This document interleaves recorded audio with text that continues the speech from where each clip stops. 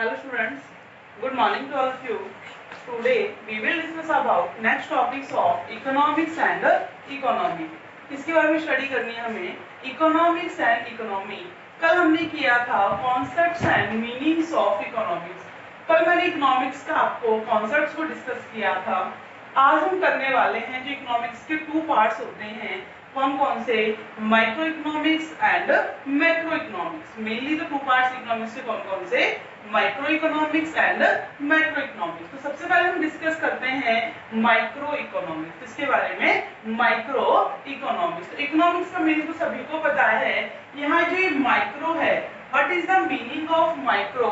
Micro का means क्या होता है, तो micro means small. Micro means small, बहुत छोटा. तो it means micro economics deals with the issues related to small economics units. जो माइक्रो इकोनॉमिक्स, देखो इकोनॉमिक्स तो करती ही क्या है, स्टडी करती है, डील करती है ह्यूमन बीइंग्स की जो बिहेवियर है उसके बारे में क्या करती है, डील करती है. लेकिन माइक्रो इकोनॉमिक्स का क्या काम है, डील विद इकोनॉमिक इशू. जो इकोनॉमिक के अंदर जो इश्यूज होते हैं, जो प्रॉब्लम्स होती हैं, जो किस रिलेटेड होती है, related to small economic unit. जो स्मॉल इकोनॉमिक यूनिट से रिलेटेड होती है उसके बारे में क्या करती है, डील करती है, उसके बारे में क्या करती है, स्टडी करती है. अब इंडिविजुअल यूनिट्स, अभी कह रहे हैं कि स्मॉल यूनिट. स्मॉल यूनिट का मतलब है कि केवल एक सिंगल यूनिट्स के बारे में क्या करेगी, स्टडी करेगी. जैसे कि problems related to one consumer, problems related to a market, problems related to a farm, problems related to a producers. मतलब कि जो इकोनॉमिक्स क्या करती है, स्टडी करती है, किसके अकॉर्डिंग करती है, एक इंडिविजुअल, मतलब कि ग्रुप ऑफ स्टडी नहीं है, ग्रुप ऑफ इश्यूज नहीं होते इसके अंदर. इसके अंदर क्या होगा, एक इंडिविजुअल कोई भी यूनिट उठा ली जाती है, उसके बारे में क्या किया जाता है, यहाँ पर स्टडी की जाती है. जैसे for example individual consumer and individual market. एक इंडिविजुअल कंज्यूमर हो गया, उसके बारे में स्टडी कर ली कि कंज्यूमर को कहाँ पर मैक्सिमम सेटिस्फेक्शन मिलेगा, उसे कितनी मनी खर्च करनी चाहिए, उस टाइप से. और इंडिविजुअल मार्केट की व्हाट प्राइस है डिटरमाइन इन द मार्केट, कि मार्केट में क्या प्राइस डिटरमाइन किए जाएं, किस प्राइस पर प्रोडक्ट को सेल किया जाए, कितनी डिमांड की जाए, कितनी सप्लाई की जाए, वो किसके अकॉर्डिंग होता है, माइक्रो इकोनॉमिक्स में होता है. एक किसको लेकर, एक सिंगल यूनिट्स को लेकर. जैसे इसमें गिवन है फर्स्ट कंज्यूमर बिहेवियर और थ्योरी ऑफ डिमांड. सबसे पहले है कंज्यूमर बिहेवियर. ये हमारा इसके अंदर कंप्लीट माइक्रो इकोनॉमिक्स हो जाएगी. जो 3 पॉइंट्स है माइक्रो के, 3 पॉइंट्स ही कंप्लीट माइक्रो इकोनॉमिक्स के अंदर क्या करने हैं, हमें स्टडी करने हैं. जैसे से फर्स्ट कहा कंज्यूमर बिहेवियर. तो कंज्यूमर बिहेवियर का जो चैप्टर है वो है आपका थर्ड, फोर्थ, फिफ्थ. जो आपके 3 चैप्टर्स हैं वो तीनों ही चैप्टर्स इसके ऊपर रिलेटेड है, consumer behaviour, theory of demand. अब कंज्यूमर बिहेवियर, तो कंज्यूमर का बिहेवियर कैसे नापा जाता है, उसको कैसे उसके बारे में डील की जाती है. कंज्यूमर को लेकर ये देखा जाता है कि कंज्यूमर को जो सेटिस्फेक्शन है वो कहाँ मिल रहा है. देखो कंज्यूमर के पास इनकम आई, कि कंज्यूमर अपनी इनकम को कमोडिटी के ऊपर कैसे खर्च करे, हाउ टू एलोकेट, कैसे एलोकेट करे कि उसे क्या मिल जाए, विच गेट मैक्सिमम सेटिस्फेक्शन, जो कि उसे क्या मिल जाए, मैक्सिमम सेटिस्फेक्शन मिल जाए. वो कंज्यूमर बिहेवियर के बारे में क्या होती है, स्टडी होती है. तो उसमें हम पढ़ेंगे फर्स्टली तो कि what is the meaning of consumer behaviour, maximum satisfaction. ठीक है ना. उसके बाद कंज्यूमर को कहाँ पर अपनी इनकम को खर्च करना चाहिए, कहाँ नहीं करना चाहिए, उन सबके बारे में क्या करना है, यहाँ पर हमें स्टडी करनी है.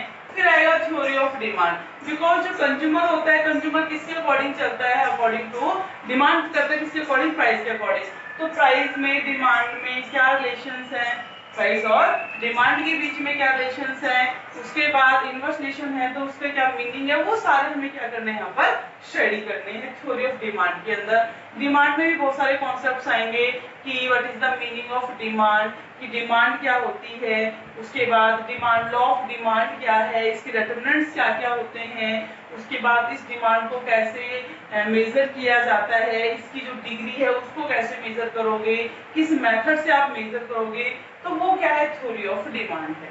तो कंज्यूमर बिहेवियर है कि how to consumer allocate their income for their satisfaction, कि कंज्यूमर अपनी इनकम को कैसे एलोकेट करे, तो किस पर allocate their income for different goods, किसके ऊपर, of different goods to get maximum satisfaction.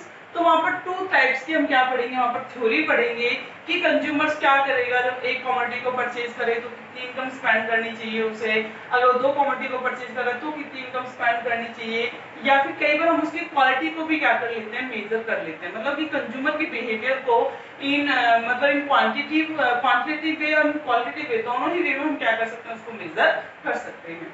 Clear हो गया। नेक्स्ट है थ्योरी ऑफ सप्लाई। जैसे हमारा थ्योरी ऑफ डिमांड क्या हो जाएगा, कंप्लीट हो जाएगा, उसके बाद स्टार्ट हो जाएगा theory of supply producers behaviour, theory of producers behaviour. अब थ्योरी ऑफ प्रोड्यूसर्स बिहेवियर के अंदर क्या है, तो सबसे पहले कि प्रोड्यूसर्स क्या करता है, प्रोडक्शंस करता है, क्या करता है, प्रोडक्शन। तो फर्स्ट चैप्टर हमारा प्रोडक्शंस होगा, what is the meaning of productions, what inputs are used for production process, कौन कौन से इनपुट्स यूज किए जा रहे हैं, फिर उन इनपुट्स को यूज करने से क्या इफेक्ट पड़ रहा है प्रोडक्शंस के ऊपर, प्रोडक्शंस होने के बाद फिर क्या करेगा, प्रोडक्शंस की कॉस्ट निकालेगा, क्या निकालेगा, कॉस्ट। एक न्यू चैप्टर आएगा थ्योरी ऑफ कॉस्ट, कि किस type of cost are used for productions of process of productions, किस टाइप की कॉस्ट उसकी वो यूज हुई है, उसके बारे में वो स्टडी करेगा। फिर कॉस्ट को करने के बाद वो क्या करेगा, उसका रिवेन्यू निकालेगा कि मुझे इससे मिलने वाली इनकम कितनी है, मैंने प्रोडक्शंस भी कर लिया, कॉस्ट निकाल ली, मुझे किस प्राइस के ऊपर मार्केट में सेल करनी चाहिए। फिर उसके बाद आएगा थ्योरी ऑफ सप्लाई। तो ये चार चैप्टर्स हैं, पांच चैप्टर्स हैं, पांच चैप्टर्स का कॉम्बिनेशन क्या है, प्रोड्यूसर्स बिहेवियर। प्रोड्यूसर्स हमेशा क्या देखता है, प्रोड्यूसर्स का बिहेवियर में क्या बताना है कि प्रोड्यूसर्स है उसको सबसे ज्यादा जो मैक्सिमम प्रॉफिट है वो कहाँ मिलता है। कंज्यूमर के लिए क्या आया, मैक्सिमम सेटिस्फेक्शन, प्रोड्यूसर्स के लिए क्या आएगा, मैक्सिमम प्रॉफिट। अब last price theory. Price theory का मीन्स है कि what price are fixed in the market, कि मार्केट में क्या प्राइसेस फिक्स किए जाए किसके ऊपर, कि according to demand and supply, या फिर डिमांड सप्लाई की चलने वाली है या फिर गवर्नमेंट की चलने वाली है, कि वो डिसीजन है वो कौन लेने वाला है, वो किसके अंदर आएगा, प्राइस थ्योरी के अंदर आएगा। क्लियर हो गया। तो ये तीन जो कॉन्सेप्ट्स है हमारे, consumer behaviour, theory of supply, producer behaviour, price theory, ये तीनों ही कंपोनेंट किसी अंदर स्टडी करनी है हमें माइक्रो इकोनॉमिक्स। अब पूछ लिया जाए कि vital components of micro economics, जो विटाल कंपोनेंट्स हैं माइक्रो इकोनॉमिक्स वो कौन से हैं, तो ये ही तीन ही सेम क्या है उसके कंपोनेंट्स हैं, क्या क्या, consumer behaviour, producers behaviour and theory of prices, theory of price, क्योंकि माइक्रो इकोनॉमिक्स को थ्योरी ऑफ प्राइसेस के नाम से भी जाना जाता है। क्लियर हो गया सभी को। अब है हमारा नेक्स्ट मैक्रो इकोनॉमिक्स, जो आपका इन 12th सेशन में आप पढ़ोगे। कब पढ़ोगे, 12th के अंदर। लेकिन यहाँ में स्टडी करनी क्यों जरूरी है, क्योंकि ये फर्स्ट चैप्टर का पार्ट है जहाँ पर इंपोर्टेंट है माइक्रो क्या होती है, मैक्रो क्या होती है, डिफरेंसेस क्या होते हैं। इसलिए आपको कुछ माइक्रो के बेसिक कॉन्सेप्ट, मैं कंप्लीट मैक्रो नहीं करा रही आपको, मैक्रो के बारे में ये जानिए मैक्रो एक्चुअली होती क्या है। पढ़ोगे तो आपकी एक्चुअली पढ़ोगे कब, इट मीन मैं ये कहूँ कि यहाँ तो केवल क्या कर रहे हो, छोटा सा पार्ट ले रहे हो, वहां जाकर आप क्या उसको इम्प्लीमेंट करना सीखोगे वहां पर इकोनॉमिक्स को। तो यहाँ मैक्रो इकोनॉमिक्स क्या है, what is the meaning of macro economics. अब है नेक्स्ट हमारा macro economics, what is the meaning of macro economics. तो सबसे पहले हमें किसका मीनिंग जानना है, मैक्रो का मीनिंग जानना है। किसका meaning, macro. What is the meaning of macro, macro means large, macro का मीन्स ही क्या होता है, लार्ज। देखो माइक्रो का मीन्स क्या था, स्मॉल, और मैक्रो का मीन्स क्या है, large. It means macro economics deals with the economic issues, deal with economics issues related to whole economy, जो किस रिलेटेड होते हैं, होल इकोनॉमी से रिलेटेड होते हैं, मतलब कंप्लीट इकोनॉमी के अंदर क्या प्रॉब्लम्स हैं उसके बारे में स्टडी की जाती है। किसमें, इन मैक्रो इकोनॉमिक्स, इसमें स्टडी की जाती है मैक्रो इकोनॉमिक्स। क्योंकि मैक्रो का मीनिंग ही क्या होता है, लार्ज, या फिर हम ये कहें होल। तो ये मैक्रो इकोनॉमिक्स होती है वो डील्स करती है किसके अंदर, होल इकोनॉमिक इश्यूज, जितने भी इकोनॉमिक के इश्यूज होते हैं सबके बारे में ही मैक्रो क्या करती है, डील करती है। अब एक मैक्रो इकोनॉमिक्स कब आई थी, तो मैक्रो इकोनॉमिक्स और क्यों आई थी, जब 1929 के अंदर हमारे वर्ल्ड में वर्ल्ड ग्रेट डिप्रेशन आया था। क्या था, वर्ल्ड ग्रेट डिप्रेशन, जिसके दौरान हमारी कंट्री में इतना डिप्रेशन आ चुका था कि वो अकॉर्डिंग टू माइक्रो इकोनॉमिक्स उससे उभरना कैसा था, इम्पॉसिबल था। उससे उभरना कैसा था, इम्पॉसिबल। इट मीन जो माइक्रो इकोनॉमिक्स के अंदर जो कॉन्सेप्ट बनाए हुए थे, माइक्रो इकोनॉमिक्स जो बनाई हुई थी प्रॉब्लम्स को सॉल्व करने के लिए, ये क्या नहीं हो रही थी, वहां पर इम्प्लीमेंट भी नहीं हो पा रही थी, सक्सेस भी नहीं हो पा रही थी। तो फिर जो हमारे प्रोफेसर केन्ज, क्योंकि प्रोफेसर केन्ज है उन्हीं को ही क्या बोला जाता है, मैक्रो इकोनॉमिक्स का फाउंडर्स बोला जाता है। जो प्रोफेसर केन्ज है उन्होंने क्या किया, मैक्रो इकोनॉमिक्स को डेवलप किया। इसको डेवलप किया मैक्रो इकोनॉमिक्स को, और माइक्रो को किसने डेवलप किया, एडम स्मिथ ने। ध्यान रखना, इकोनॉमिक्स को डेवलप किसने किया, एडम स्मिथ ने, और मैक्रो को किसने किया है, जेएम केन्ज। क्या नाम उनका, जेएम केन्ज है, जिन्होंने मैक्रो इकोनॉमिक्स को किस कारण से, वर्ल्ड ग्रेट डिप्रेशन जो आया था 1929 से लेकर 1933 तक चला था, 4 साल, उस डिप्रेशन से उभरने के लिए, उस डिप्रेशन के अंदर जो प्रॉब्लम्स आई थी इकोनॉमिक्स के अंदर, उनको सॉल्व करने के लिए मैक्रो इकोनॉमिक्स क्या हुई, फाउंड हुई। तो मैक्रो इकोनॉमिक्स के अंदर सबसे पहले किस किस चीजों के बारे में स्टडी की जाती है, उसमें कौन कौन से जो प्रॉब्लम्स थी उनको क्या किया, सॉल्व किया। तो सबसे पहले है इक्विलिब्रियम इन द इकोनॉमी। क्या है, इक्विलिब्रियम इन द इकोनॉमी। कि उन्होंने, जेएम केन्ज ने कहा कि इकोनॉमी के अंदर क्या होना चाहिए, इक्विलिब्रियम होना चाहिए, और इक्विलिब्रियम वहां हो जहां पर एग्रीगेट डिमांड है वो किसके बराबर हो, एग्रीगेट सप्लाई के। देखो इक्विलिब्रियम तो कहाँ होता है, जहां पर कोई भी दो चीजें इक्वल होती हैं। इन्होंने कहा कि वहां होना चाहिए जहां एग्रीगेट डिमांड, ये होती है हमारी एग्रीगेट डिमांड, और ये होती है एग्रीगेट सप्लाई। आज जहां पर ये दोनों क्या करते हो, इक्वल होते हो, वो सिचुएशंस कैसी मानी जाएगी, इक्विलिब्रियम मानी जाएगी। और इस सिचुएशन में क्या होता है कि यहाँ पर ये माना जाता है कि all sources are fully employed. क्या माना जाता है, all sources are fully employed, nobody will be unemployed. कोई भी क्या नहीं रहेगा, अनएम्प्लॉयड नहीं रहेगा। ये वो सिचुएशंस होती है। तो यहाँ पर जब सभी को क्या मिलेगी, एम्प्लॉयमेंट मिलेगी, आउटपुट अच्छा है, तो क्या बेटर सिचुएशन है। क्या सिचुएशन है ये, बेटर। तो केन्ज ने कहा कि AD is equal to AS होनी चाहिए, बट इसका मीन्स ये भी नहीं होता कि 0 डिग्री ऑफ अनएम्प्लॉयमेंट, की कोई बेरोजगार ही ना हो। कुछ % बेरोजगारी होती है जिसको हम बोलते हैं वॉलंटरी अनएम्प्लॉयमेंट। क्या बोलते हैं, वॉलंटरी अनएम्प्लॉयमेंट। इट मींस लोग अपनी इच्छा से बेरोजगार होते हैं। कई बार देखते भी हैं कि लोगों को काम भी मिलता है बट वो उस वेज रेट पर काम करने को तैयार नहीं होते, तो अपनी इच्छा से क्या हो रहे हैं, बेरोजगार हो रहे हैं। तो वैसे हमारी कंट्री में मेनली तो ये देखा जाए, कोशिश की जाती है कि एडी एएस के बराबर है और इकोनॉमी के अंदर क्या रहे, हमेशा इक्विलिब्रियम रहे। बट कई प्रॉब्लम्स क्या आती हैं, disequilibrium in the economy. Economy में क्या आ जाता है, डिसइक्विलिब्रियम। डिसइक्विलिब्रियम का मतलब एडी या तो ज्यादा होगा किससे, एएस से, या एडी मोर देन एएस है, ये प्रॉब्लम है, या फिर एडी लेस देन एएस। अब एडी ज्यादा एएस से तो क्या प्रॉब्लम्स हो जाएंगी, एडी ज्यादा इट मींस लोग डिमांड ज्यादा कर रहे हैं, सप्लाई नहीं हो पा रही। डिमांड ज्यादा हो रही है मार्केट में, क्या नहीं हो पा रही है, सप्लाई नहीं हो पा रही, रिसोर्सेज का फुल यूटिलाइजेशन नहीं हो पा रहा। कई बार क्या होता है, सप्लाई बहुत ज्यादा होती है, लोग डिमांड नहीं करते।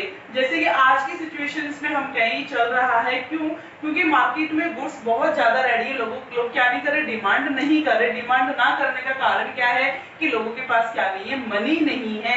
अगर गवर्नमेंट सप्लाई ऑफ मनी को इंक्रीज कर दे, लोगों को एम्प्लॉयमेंट अपॉर्चुनिटीज प्रोवाइड करवा दे, तो जो क्या है, जो अनडिजायर्ड स्टॉक बाकी है किसमें, प्रोड्यूसर्स के पास, वो मार्केट में क्या हो सकता है, सेल हो सकता है। तो इस टाइप की जो प्रॉब्लम्स आ जाती है उनको सॉल्व कौन करती है, मैक्रो इकोनॉमिक्स। किसने बताया, मैक्रो इकोनॉमिक्स बताएगी कि जब सप्लाई ज्यादा हो जाए, डिमांड कम है, तो आपको क्या करना चाहिए, या फिर एग्रीगेट डिमांड ज्यादा है, एग्रीगेट सप्लाई है, तब आपको क्या करना चाहिए। तो ये मैक्रो इकोनॉमिक्स क्या करती है, इसको डिस्कस करती है। नेक्स्ट है करेक्शंस ऑफ डिसइक्विलिब्रियम। अब डिसइक्विलिब्रियम को क्या करना है, करेक्शंस करना है। करेक्शंस कैसे हो पाती है, तो करेक्शंस का क्या है, करना किसको, जब एडी मोर देन एएस और एडी लेस देन एएस।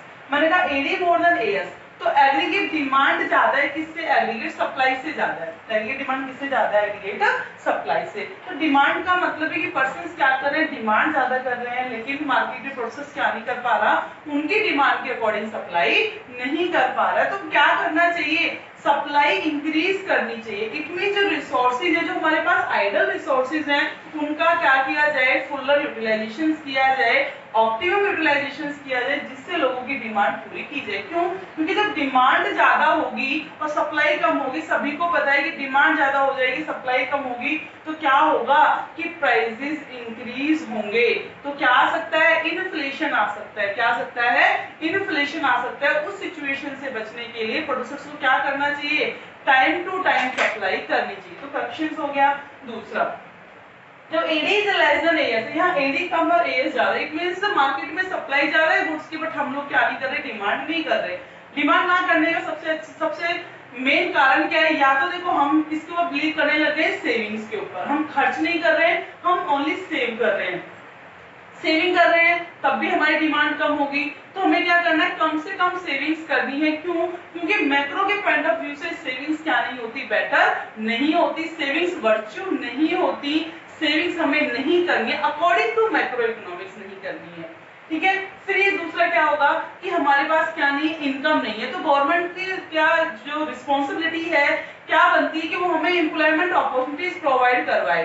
क्या करवाए, एम्प्लॉयमेंट अपॉर्चुनिटी, या फिर सप्लाई ऑफ मनी को इंक्रीज करे, जिससे हम लोग क्या कर सके, सप्लाई के अकॉर्डिंग डिमांड कर सके। तो प्रोड्यूसर्स के पास जो अनडिजायर्ड स्टॉक नहीं होगा, प्रोड्यूसर्स के पास अनडिजायर्ड स्टॉक नहीं होगा, तो क्या करेगा, प्रोड्यूसर दोबारा से प्रोडक्शन करेगा। क्यों? अगर अनडिजायर्ड स्टॉक उसके पास है, दोबारा प्रोडक्शन में कमी करेगा, प्रोडक्शन में कमी होगी, इट मींस अनएम्प्लॉयमेंट क्रिएट होगी, और अनएम्प्लॉयमेंट क्रिएट होने से हमारी कंट्री में क्या आ जाएगा, दोबारा से पॉवर्टी क्रिएट हो जाएगी। क्लियर हो गया? फिर deflation, inflationary gap. Deflationary gap का मतलब क्या होता है, when aggregate demand is less than aggregate supply, aggregate demand is less than aggregate supply at the level of full employment equilibrium। कहाँ? फुल एम्प्लॉयमेंट इक्विलिब्रियम के ऊपर एग्रीगेट डिमांड क्या है हमारी, कम है, और एग्रीगेट सप्लाई कैसी है, ज्यादा। It means producers have undesired stock, producers have undesired stock, और undesired stock of finished goods leads to cut in production leads to cut in employment leads to cut in income again leads to cut in aggregate demand। एक ऐसा circle बन जाता है, एक विशेष circle बन जाता है, एक अनब्रोकन लाइन बन जाती है जो कभी भी नहीं टूटती। सेम ऐसे इन्फ्लेशनरी गैप का मतलब क्या होता है, when general prices level increase with the state of level of equilibrium। जो इक्विलिब्रियम का लेवल होता है उससे भी प्राइसेस क्या हो जाते हैं, जब बढ़ जाते हैं तो क्या आ जाता है, इन्फ्लेशन, महंगाई बढ़ जाती है। मतलब कि लोगों के पास इतनी मनी है, लोगों के पास बहुत ज्यादा पैसा है, बट मार्केट में क्या नहीं है, सप्लाई नहीं है। जब पैसा बहुत ज्यादा है तो हम लोग डिमांड करेंगे, यहाँ पूरी नहीं होगी तो फॉरेन से मंगाएंगे, इट मींस इंपोर्ट बढ़ा रहे हैं। क्या बढ़ा रहे हैं हम, इंपोर्ट। हमारा पैसा कहाँ जा रहा है, दूसरी कंट्री के पास जा रहा है, ज्यादा से ज्यादा जा रहा है, इट मींस ये भी हमारे लिए क्या होगा, एक तरह से लॉस हो गया। क्लियर हो गया? नेक्स्ट है गवर्नमेंट बजट। इसी के अंदर क्या बनाया जाता है, गवर्नमेंट बजट भी बनाया जाता है। गवर्नमेंट बजट के अंदर जो गवर्नमेंट क्या करती है, रिसिप्ट्स और पेमेंट्स को देखते हुए बजट बनाती है। मनी एंड बैंकिंग की प्रॉब्लम्स, मनी की प्रॉब्लम्स को यहाँ पर सॉल्व किया जाता है। पहले बार्टर सिस्टम था, फिर मनी का डेवलपमेंट हुआ, कैसे हुआ, मनी के फंक्शंस क्या हैं, बैंकिंग सिस्टम हमारा क्या है, और नेशनल इनकम क्या है, नेशनल इनकम। जो भी नेशनल इनकम का मतलब है कि how to calculate national income which are useful for calculations of per capita income, जो हेल्पफुल होती है किसमें, पर कैपिटा इनकम को जानने के लिए। ये थे हमारे कुछ मैक्रो इकोनॉमिक्स के कॉन्सेप्ट्स। अब आता है कि difference between micro and macro. जो माइक्रो और मैक्रो के बीच में डिफरेंस क्या है, तो डिफरेंस में फर्स्ट तो मीनिंग हो गया, micro deals with the issues related with individual units. Microeconomics deals with economic issues which are related to small economic units, but macroeconomics deals with the issues related to whole economy। जो whole economic से related जितने भी issues होते हैं उसके बारे में कौन बताती है, macroeconomics बताती है। Microeconomics is also called theory of price। जो माइक्रोइकोनॉमिक्स इसका दूसरा नाम क्या है, थ्योरी ऑफ प्राइसेस इसका दूसरा नाम है। मैक्रोइकोनॉमिक्स को किस नाम से जाना जाता है, और इनकम एंड एम्प्लॉयमेंट थ्योरी किस नाम से जाना जाता है, इनकम एंड एम्प्लॉयमेंट थ्योरी के नाम से। फिर है कि while study of micro economic, जब भी आप क्या कर रहे हो, माइक्रो की स्टडी कर रहे हो, तो ये मानकर चलो it is assume that macro variables are constant, कि जो मैक्रो वेरिएबल्स है वो कैसे हैं, कांस्टेंट है। देखो जब भी आप किसी स्टडी कर रहे हो, माइक्रो इकोनॉमिक्स की स्टडी कर रहे हो, तो ये मानकर चलो कि मैक्रो के वेरिएबल सारे कांस्टेंट होंगे। ठीक है। दूसरा, जब आप किसी स्टडी करते हो, मैक्रो की स्टडी करते हो, while study of macro economics it is assume that micro variables are constant. It means macro की स्टडी करते हो तो माइक्रो कांस्टेंट होनी चाहिए, माइक्रो की स्टडी करते हो तो मैक्रो क्या होनी चाहिए, कांस्टेंट होनी चाहिए। फिर कहता है थ्योरी ऑफ कंज्यूमर बिहेवियर। इसके अंदर जो कंपोनेंट्स कौन कौन से हैं, theory of consumer behaviour, producers theory of prices, also behaviour theory of prices. और मैक्रो के कंपोनेंट्स कौन कौन से हैं? Equilibrium in the economy, equilibrium in the economy, disequilibrium in the economy, ठीक है, and income and employment theory, inflationary gap, ये सारे किसके कंपोनेंट्स हैं? हमारे मैक्रो। और जो हमारा माइक्रो इकोनॉमिक्स है, इसके जो मेन कंपोनेंट्स होते हैं डिमांड सप्लाई, क्या होती है? Demand and supply. और मैक्रो के वेरिएबल्स के अंदर क्या आता है? एग्रीगेट डिमांड और एग्रीगेट सप्लाई। देखो माइक्रो में केवल क्या आती है? Demand, D and S, demand and supply, but macro के अंदर AD, aggregate demand and aggregate supply, इसके बारे में क्या की जाती है?